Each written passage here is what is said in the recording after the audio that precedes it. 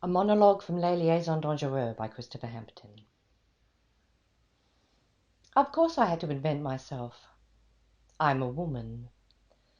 Women are obliged to be far more skillful than men, because whoever wastes time cultivating inessential skills?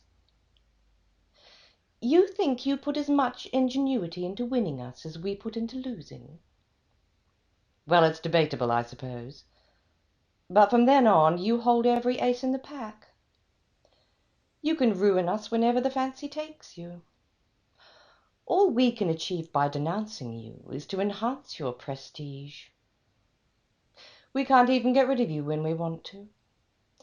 We are obliged to unstitch painstakingly what you would just cut through.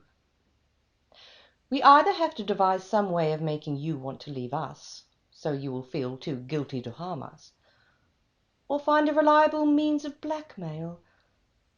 Otherwise, you can ruin our reputation and our lives with a few well-chosen words. So of course I had to invent, not only myself, but ways of escape no one has ever thought of, not even I, because I had to be fast enough on my feet to know how to improvise. And I've succeeded, because I always knew I was born to dominate your sex and avenge my own.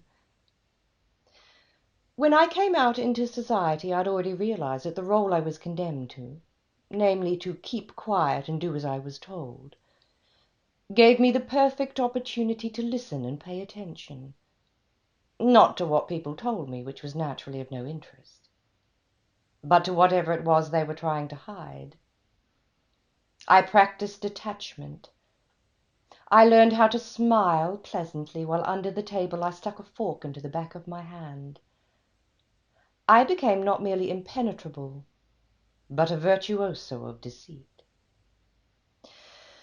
Needless to say, at this stage nobody told me anything, and it wasn't pleasure I was after, it was knowledge. But when in the pursuit of that knowledge I told my confessor that I'd done everything, his reaction was so appalled, I began to get a sense of how extreme pleasure might be. No sooner had I made this discovery than my mother announced my marriage, so I was able to contain my curiosity, and arrived in Monsieur de Merteuil's arms a virgin. All in all, Merteuil gave me little cause for complaint, and the moment I began to find him somewhat of a nuisance, he very tactfully died. I used my year of mourning to complete my studies. I consulted the strictest moralists to learn how to appear, philosophers to find out what to think, and novelists to see what I could get away with. And finally I was well placed to perfect my techniques. Only flirt with those you intend to refuse.